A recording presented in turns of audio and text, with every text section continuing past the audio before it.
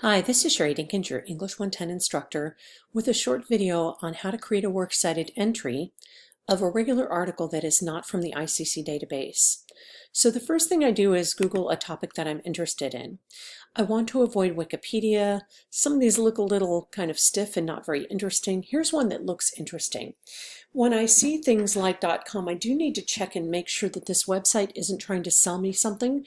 I actually happen to know that Smithsonian Magazine is a long-standing publication and can be trusted.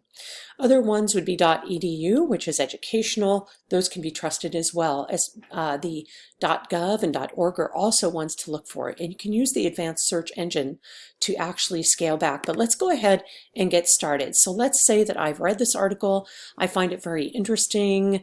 I don't need to quote anything from it. I'm actually going to summarize it. But before I do, what I need to do is actually create a works cited entry for my annotated bibliography. So let me check out the person's name. That would be the first thing I would want to put on.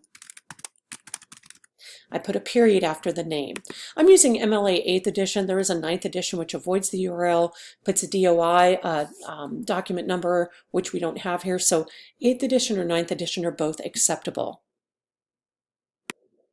This particular source does have an author's name. If it doesn't, it still means you can use it. You would just use the title instead at the start. So this is called A Brief History of Twin Studies. As I'm doing this, I want to match what else is going on in my Works Cited page. I want to use upper and lowercase except for articles. In, on, of, I want those to be lowercase and the rest to be uppercase. So this is just a Modern Language Association guideline that I want to follow. As I'm glancing down, this is done by Smithsonian Magazine.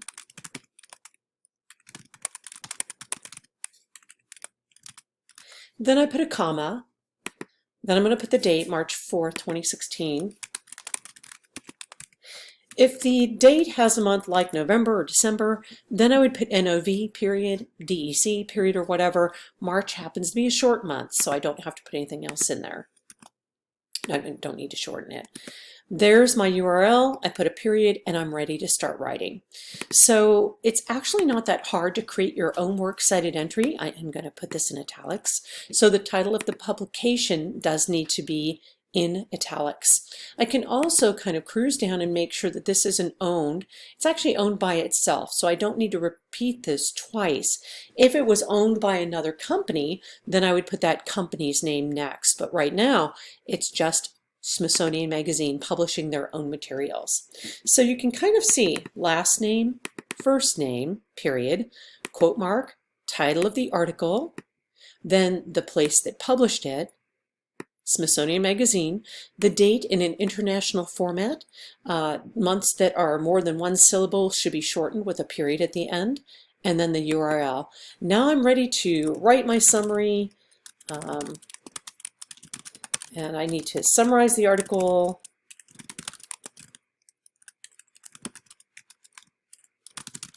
And of course, the last sentence should be my recommendation.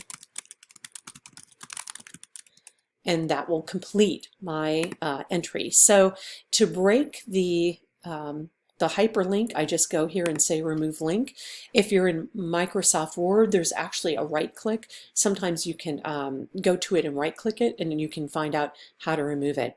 So I just wanted to give a short video on how to take a regular article that you find online and create a works cited entry.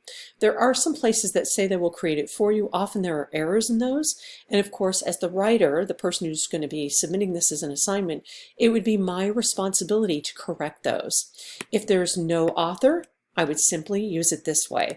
In this case, there was an author, so I went that way. Thanks for watching my video.